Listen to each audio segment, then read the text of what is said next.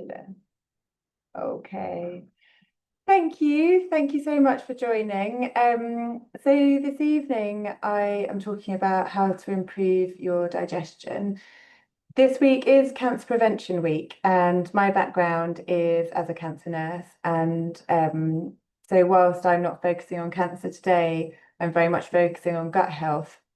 I want to think about it a little bit with a preventative preventative hat on today, really, just to sort of add that extra little thought in as we go through. So my name's Vicky. I have two hats. One is that I'm a neuro-oncology nurse specialist, nurse consultant. I work in the NHS with brain tumor patients. And the second is as a health coach. I'm very interested in health promotion and looking at what we can do for ourselves to take back some control of our health so that illness doesn't define us. But more than that, it's so that we can think about what can we do to prevent the preventable. And if something isn't preventable, what can we do to feel empowered about taking some control back? So the aim is to give you some tools, some strategies, some motivation to help you thrive in whatever it is that you're doing. So looking at today, we're thinking really about the gut and what is an unhealthy gut feel and look like. Some little things that we can do to try to improve our gut health and the benefits that we get from doing so.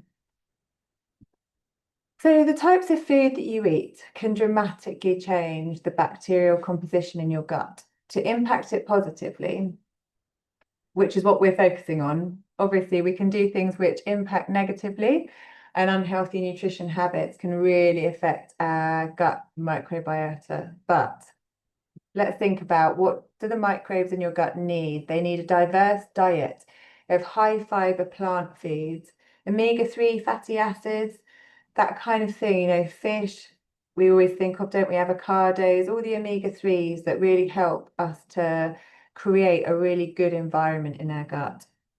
Unhealthy fats, sugars, artificial sweeteners, processed foods are all associated with poor gut health. They increase our risk of diabetes, obesity, weight gain, and heart disease, to name just a few things. And when you think about life events, like for women going through the menopause, perimenopause, often our gut health changes through that because hormones also can impact our lifestyle and create an imbalance. They also then can tend to help us veer towards less good options in terms of food that makes our gut feel good. So foods such as whole grains, good healthy fats, a range of fruit and veg have been shown to increase microbial diversity, and that leads to positive health outcomes, improved metabolic and immune function.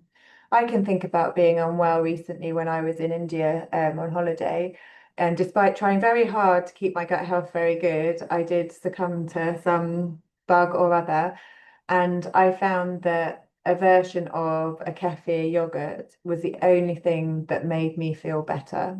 And it was incredible. By having that for 3 days, I think it really restored the gut to its happier state and helped me recover from whatever bug I'd picked up. So it is amazing what we can do through some simple dietary things. And we can make those choices, can't we? They're within our control. So by making food choices that allow gut microbes to flourish, you naturally crowd out, you push out the unhealthy food options, but you don't feel deprived because you're full, you feel nourished. And that's really important. So you can start changing your microbiome within a few days of these dietary changes.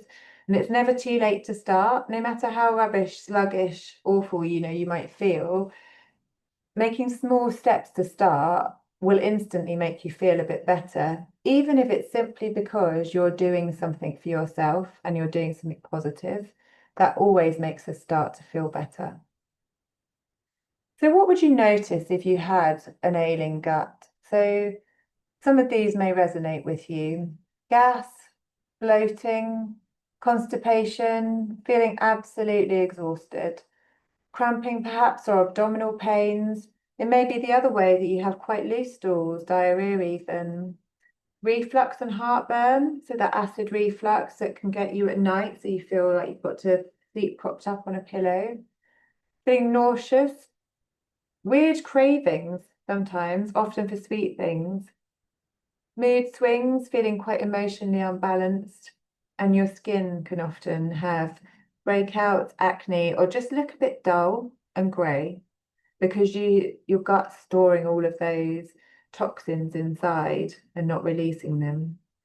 So if any of those symptoms feel like they resonate for you, then it may be that this will be helpful.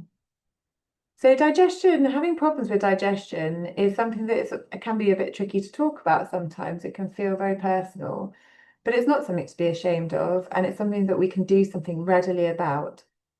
A change in lifestyle is often the best way to get your digestion back on track so that you can absorb all the goodness that you're putting into your body through your food. Sometimes you're eating really well, but if your gut's not working properly, you're not really getting the benefit. So this is a phrase that we always hear, isn't it? You are what you eat. You aren't what you eat, you're what you digest. So a lot of people now do have problems with digestion, and this is for a good reason. Often it's because our diet has changed to include a lot of processed food. We don't necessarily move enough, if at all. And stress is a huge factor on our gut health.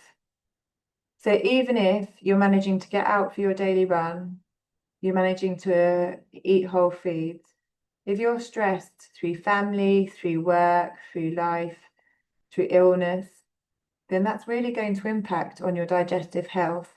And it's often where we also store a lot of our stress. And all of those things cause food intolerances and often disease as well. We probably hear more about food intolerances now than we ever have before. So we need to love our guts. We need to really nourish them, eat real food, whole food.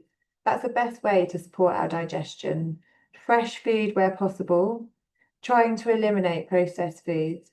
Fresh food can be expensive, and so that's not always a feasible option. But when you think about how you can use frozen foods, things like fruits, vegetables. If you choose well, often fruits are picked and frozen straight away, so they can be a really good option, which is slightly cheaper. Healthy foods are packed full of things that we need, full of vitamins, fiber. Fiber is such a big, important thing for our guts. Antioxidants, the enzymes without the artificial colorings and flavors, preservatives, and all the unnatural chemicals. Also really important when we think about good food, that we're washing our fresh fruit as well, fresh fruit and veg. Chewing our food, so important because the digestive process actually begins in your mouth. As soon as the food goes in, often we chew our mouthfuls 5, 10 times, resulting in food that isn't broken down enough for your body to really make the most of what you're offering it. So trying to be really mindful about your eating. When you're eating, try to chew for a minimum of 15 times. This is a really good thing to try to do with children because they're often so quick that sometimes they just swallow it straight down and then they run off. But they won't have the nutrients to go and do the things that they want to do and build their bodies. So we need to make these foods easier to digest by chewing 15, 20 times where possible, so our body can really make the most of what we've given it. Ideally, we avoid distractions. We have really lovely meal times. Go back to what they were before, sitting around a table, sharing the time with your family or your loved one, your friends, making food central to something that you really enjoy, and then you will feel good and your gut will feel good too. Fermented food. So eating fermented foods are really popular now, aren't they? And they've become a real superfood for your gut and digestion because they're full of beneficial enzymes, B vitamins, and various strains of probiotics, which are the good bacteria that help your gut feel healthy. So you can actually do quite a lot in terms of making things yourself if you so wish, or you can buy them really readily now, and often they're quite good value too. So if you want to include something like kefir, miso, kimchi, just little bits, just little bits on the side of your salad, for example, or any meal really. Apple cider vinegar is fantastic, and that's so easy to incorporate in really simple ways with your food. Dressings, put apple cider vinegar when you're cooking, just throw a couple of teaspoons to tablespoon on to what you're cooking. Pop it in a salad dressing with some olive oil. It's really delicious. You can have it as shots, and you read, don't know whether people have come across the glucose goddess, Jessie Chapeau, but she talks a lot about blood sugar balance and apple cider vinegar. When you're using the apple cider vinegar, some people like it as a shot. You have to be a little bit careful about your teeth and the enamel in your teeth. So it's about trying to balance and find a good delivery mechanism for some of these. Yogurt's fantastic, but it's got to be, sort of good fat yogurt, not the ones with lots of artificial sweeteners in. Kombucha, that's a good one. Quite accessible, a lot of these things now too. Lassi is another good one. And as I mentioned, I definitely believe that when your stomach's feeling upset, that kefir, yogurt, that sort of along those lines can really make a massive difference. So getting moving. A lot of people don't like exercise, and that's fine. Don't think about it as exercise, think about it as moving your body. It doesn't matter what you're doing. Walking is absolutely fine. 20 to 30 minutes of light movement. If you like yoga, then that's fantastic. So that's a brilliant exercise for your digestive health. But if that's not for you, you've got to find a way to incorporate something which you can do, which is achievable, manageable, and you're going to enjoy if possible. If you can, arrange to do it with a friend. You're far more likely to achieve your goal of going to do that exercise if you've got a friend to meet, because you've got accountability. So at work, if you've got a sedentary desk job, or you're somewhere where you're seated a lot, it affects your mood, your energy, and you feel really sluggish. And so your gut isn't moving. It needs you to move to work. So gentle movement keeps everything flowing nicely. On days where it's not possible, just try to work out, can you get up in the middle of the day and give yourself 15 minutes to walk around? You may think, no, do you know what, I absolutely can't. But even if it's to go and get yourself water, as long as you drink enough, you'll have to get up again to go to the bathroom. And so it means that you've moved twice. Good bacteria, we really need it, don't we? So some of the reasons we don't have enough is because we're not eating enough probiotic good bacteria in the diet. So some of the best food are the fermented foods that we just talked about. There's over 100 trillion bacteria in our gut, and they need to feed on something which is good to survive, and the prebiotics are what they're after. It's a term that defines a type of fiber. So we can't digest, but it's food for the probiotics. So it sits in the gut, not getting digested, so that it can enable the probiotics to do their job. It's all about balance, finely balanced things in our guts. It's very clever. I don't know about any of you, but when you think about antibiotics, when you've needed them for an infection, they can really cause a lot of upset.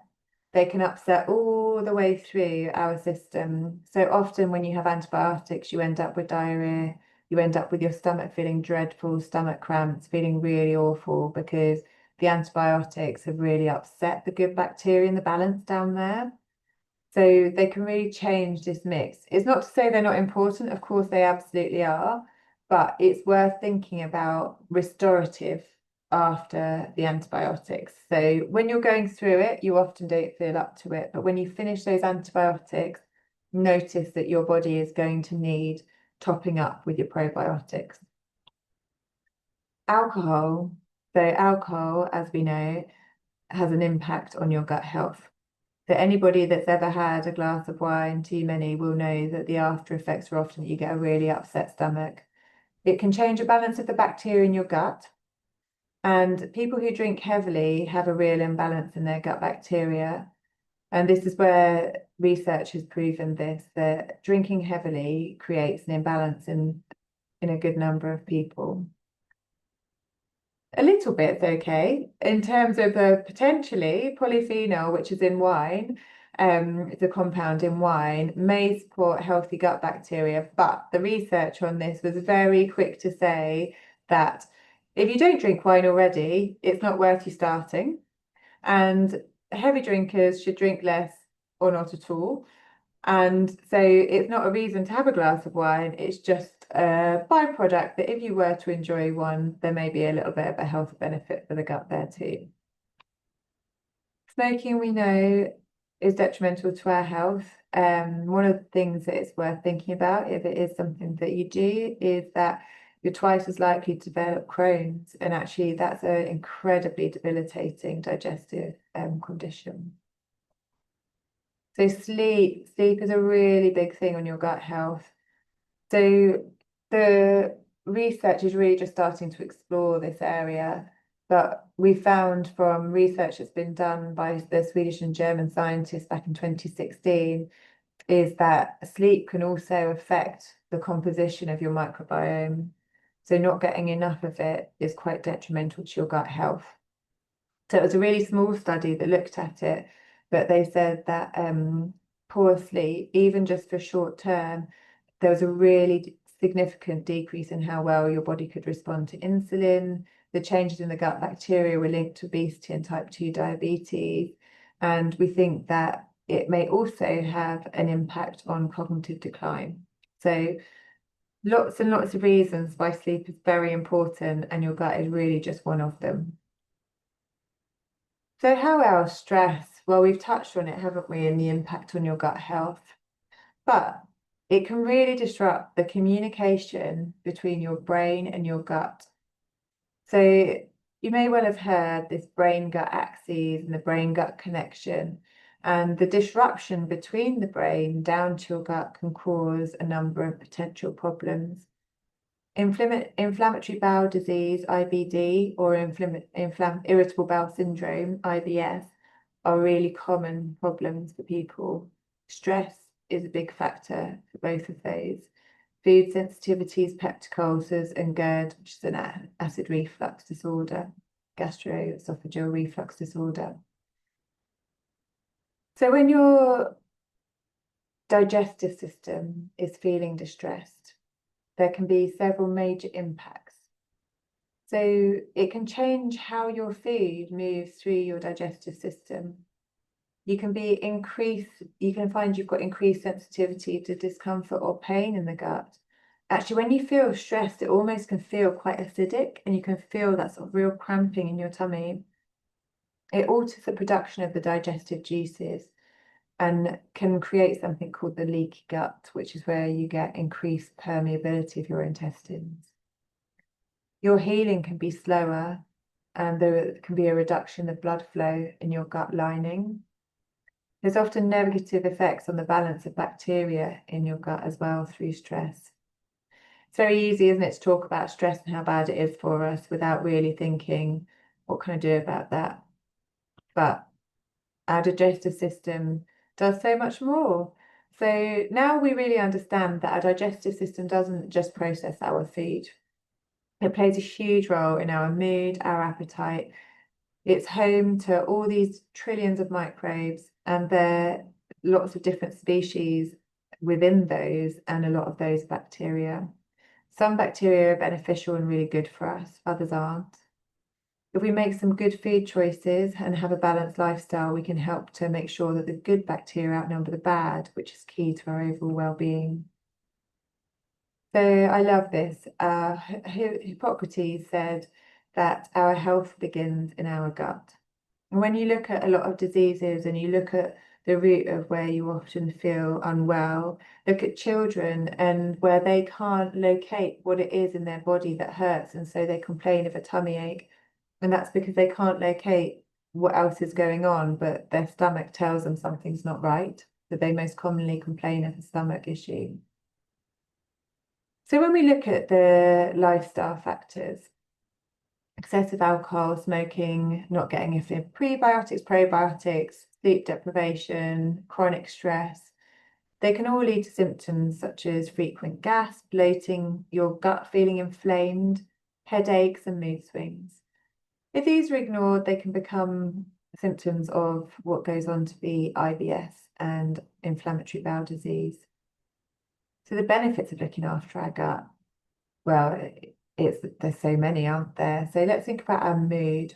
So the facts we've learned about our gut and what can we do to improve our health? And starting with our enhancing our mood. So serotonin is our feel-good hormone. It plays such an important role in our bodies. It acts as both a hormone and a neurotransmitter, and it helps to regulate appetite, mood, and sleep. It's sometimes referred to as our body's natural antidepressant because it's so powerful in how we feel. When we exercise, we're encouraged to get out at the peak of the day, which is between the early sort of dawn light. So it's often between sort of 6:30 and 8 o'clock in the morning, trying to get out in that natural light so that you can get the boost of serotonin our bodies so desperately need.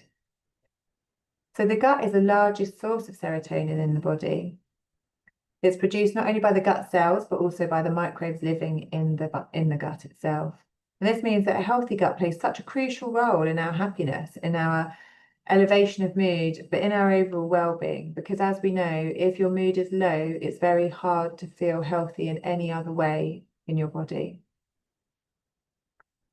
So 90% of the body's serotonin is produced in the gut. I didn't know that before, for long, long ago. And I think that's such a interesting thing to remember because it's such a crucial role in activating immune cells and managing the inflammation that we have in the gut. So beyond its role in digestion, serotonin produced in the gut is also involved in a lot of other biological processes, such as our bone health and maintaining our metabolic balance. So keeping us in check. An added thing is that the beneficial bacteria in your gut can increase our GABA receptors, which are in the brain. So the GABA is another neurotransmitter, and that's linked to our mood regulation. It's often associated with mood disorders like depression when the levels are low. So something that's really important. Weight loss in our gut, the big one, isn't it? So when we've got imbalanced gut bacteria, so when your bad bacteria is significantly outweighing the good ones, there's this condition and it's called gut dysbiosis. This imbalance can disrupt your body's natural metabolism and processing, and it can lead to problems with insulin resistance. And you probably have heard of insulin to do with diabetes, if nothing else, but insulin resistance can lead to weight gain. On the flip side, if your gut bacteria can have positive effects, so the good and the bad bacteria can be there, but we need them to be there in a really small amount. So 85 to 15 good to bad bacteria is really what we need. And whilst we do actually inherit a lot of our gut microbiota from our mothers during birth, our own microbiome continues to develop. So we can think about the introduction of various foods and supplements, and it means that our gut health is not purely determined by your genetics. So, of course, there are instances where it absolutely is our genetics. And when we go back to thinking about cancer prevention and detection early and symptoms, what we can do to prevent other diseases as well as cancer, we think about our genetics, and that can play a really important role. Often you can be more vigilant if you know that you have these things that run through your family. And so it means that it's higher up in your thought process. So studies have actually shown that identical twins can have completely different gut bacteria profiles. And so it just shows how different we can all be depending on what our outside influences are. And we have to remember they're really within our control. So genetics aren't the only factor. So it's important that we see that people, despite any genetic predispositions, can think about what they can do. So some people think that obesity, being overweight, is something that they can't help because all their families like it. So there is definitely a role for the family and the environment in terms of its influence. But thinking about changing the choices and making some positive changes is definitely possible. So immunity in our gut. So your gut is holding 70% of your immune system. So when your gut it makes sense, doesn't it? Because where in your body the gut is, it comes into contact with so many pathogens, viruses, bacteria from the food you eat, the drink you consume, the things that you touch that go straight into your mouth. So having a strong immune presence in the gut allows you to fight off these potential invaders. And it's just a really important way of thinking about if you want to look at your immune system and keep yourself strong, and so that you can fight whatever comes your way and feel good, then we need to get this balance of good and bad bacteria right. So what disrupts our gut health? So we know poor diet, lack of sleep, stress, all the things that we've talked about. So you might experience headaches, mood swing, weight gain. Over time, if you ignore these symptoms, you can then notice that they go on to cause you problems. It's because your body's trying to say to you, oh, there's something that's going on. What are you going to do about it? So thinking about what can you do to improve your gut health? So thinking about keeping yourself physically and mentally well, keeping up your movement, keeping you trying to have whole foods are all really important. So thinking about your digestive health and thinking about what can you have digestively, say your fermented food, you need to think about trying to do whole foods. And it's not always possible, is it, to cook from scratch? It's not always possible to be out in your day and make choices, but thinking about what can you give your gut that it's going to like through the day? Do you need to supplement with anything? What do you have already that you could supplement more of? What makes you feel good? What doesn't? I would suggest if you have any trouble with bloating, a little thing to think about is keeping a food and mood diary. So if you do have digestive things that you notice through your week or perhaps through your month, keep a little diary and notice what did you have? For example, I can share that when I drink caffeinated tea and I'm quite sedentary, so if it's a day where I'm quite computer based, I notice that I feel really bloated and just really quite uncomfortable. Switching the majority of the cups of tea to decaf has completely taken that feeling away. And I only really noticed it when I ran out of decaf tea and I was drinking caffeinated tea. And I thought, gosh, I've got that awful feeling back again. I'm really going to need to review my diet and see, have I moved enough? What factors have come into play here? Because that was a feeling I used to have and I've really moved away from it now. And so I just took a step back and kept a diary for a week and then noticed it was the caffeinated tea that was a correlation.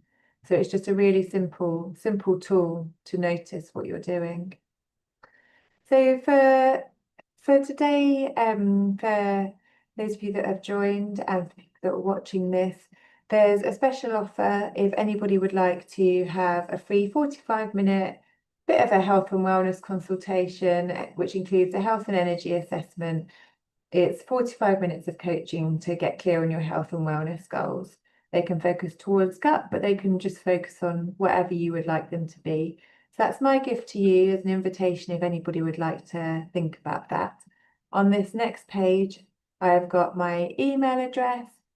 So you can email me at vicky@loveyourlife-healthcoach.com. Should be under there as well. Otherwise, it won't go. It doesn't get very far. You can contact me via that way on Instagram. So vicky@loveyourlife-healthcoach.com to email, or Instagram if you prefer, vicky@loveyourlife-healthcoach. I've got a little ebook. If anybody would like one, please email me and I can send you the ebook if you'd like one, which is just some top tips on how to improve your digestion with a little bit more information in there, if that's anything that anybody would like.